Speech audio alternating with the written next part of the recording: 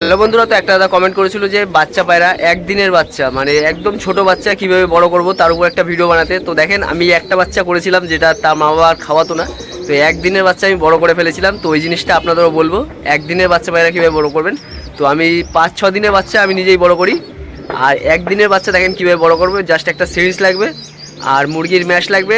যেমনভাবে আমি বড় বাচ্চাগুলো একটু বড় করি সেমভাবেই কিন্তু এর মানে ম্যাশের ভাগটা কীভাবে কমাতে হবে সেটা আপনাদের দেখিয়ে দিচ্ছি। দেখেন একদিনের বাচ্চা পায়রা বড় হয়ে যাবে।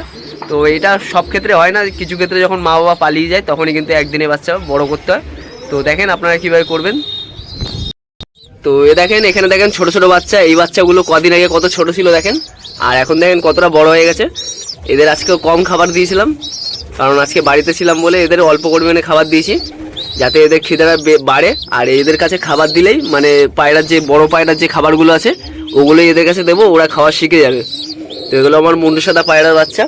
তো দেখেন এবার দেখাচ্ছি যে একদিনের বাচ্চা একদম ছোট বাচ্চা কীভাবে মানুষ করবেন। যদি এমন সময় হয়ে যায় যদি যে তার মা বাবা রেখে পালিয়ে যায় বা ওর মা বাবাকে বিড়ালে খেয়ে নেয়, তো আপনি ছোট বাচ্চা মানুষ করতে পারবেন না। তো সেটা আপনারা কীভাবে করবেন সেটা দেখিয়ে দিচ্ছি। জাস্ট একটা প্রবলেম আসবে কি, বাচ্চা পায়রাকে যদি ওম না দেয় তাহলে কিন্তু পায়রা বাচ্চার অবস্থা খারাপ হয়ে যাবে। কিন্তু যদি ওম পায় তো গরমকালে ওম যদি নাও পায় তাও বাচ্চা কিন্তু বড় হয়ে যাবে। জাস্ট একটা ভালো বাসার মধ্যে রাখবেন যাতে বাসার মধ্যে একটু গরম ভাব থাকে, ওর মা বাবা না থাকলেও বড় হয়ে যাবে। তো ওর মা বাবা, তো আমি একটা বাচ্চা পায়রা বড় করেছিলাম সেটা আপনাদের দেখাচ্ছি, তারপরে আপনাদের বলে দিচ্ছি কীভাবে করবেন।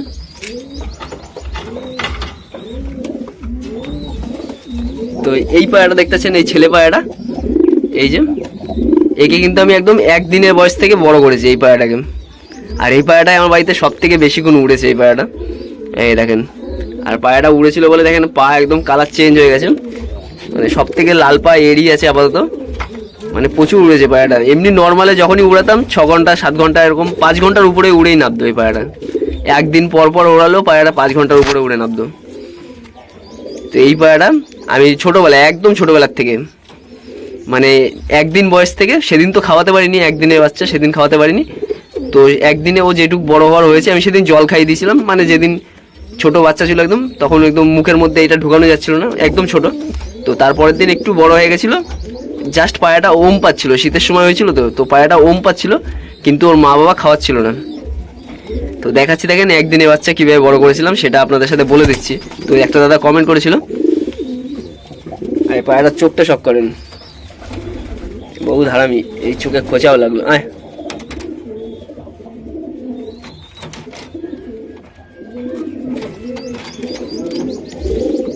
একে আমি বাইরে বের করে ডানায় উড়িয়ে দেবো তাও পায়রা উড়বে না, মানে এতটাই পোষমানা হয়ে গেছিল।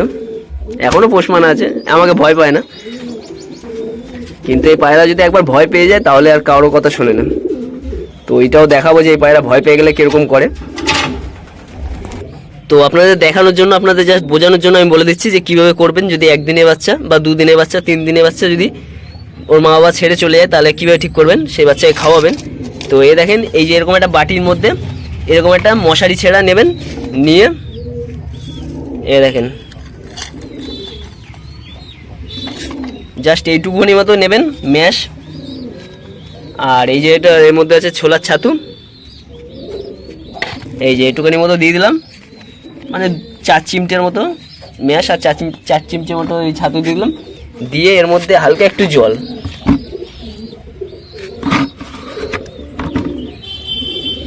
তো এটাকে পুরো হাত দিয়ে একদম পুরো জলের মতো গুলে নিতে হবে। দেখেন এটাকে পুরো একদম জলের মতো গুলে নিতে হবে, এরকমভাবে এর মধ্যে কোনো যেন দানা না থাকে, এটাকে পুরো একদম গুলে নিতে হবে। তো আমি এটা গুলে নিচ্ছি, তারপর আপনাদের দেখিয়ে দিচ্ছি।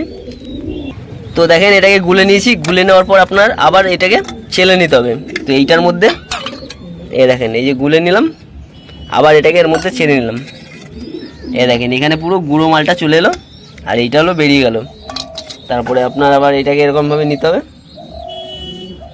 নেওয়ার পর এই ইঞ্জেকশনের সিরিঞ্জে এটা ভরে নিতে হবে। তো ভিডিওটা করছি অসুবিধা। তো দেখেন এই যে এরকমভাবে ইঞ্জেকশনে ভরে নেবেন, এই যে এটা পুরো ঢুকে যাবে, এরকম টানলেই ঢুকে যাবে।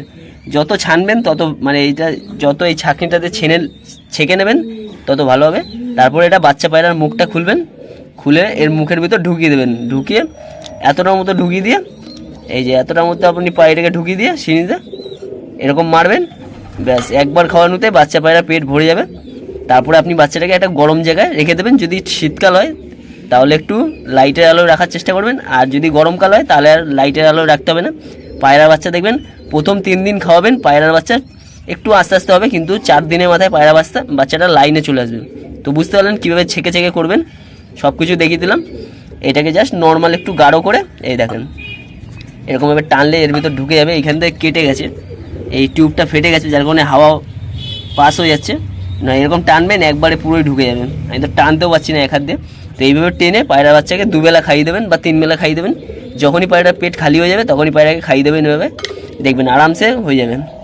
1 দিনের বাচ্চা হোক 2 দিনের বাচ্চা হোক আরামে আপনি বড় করে ফেলতে পারবেন। তো এই অবধি ভিডিওটা ভালো লাগলে লাইক কমেন্ট করবেন।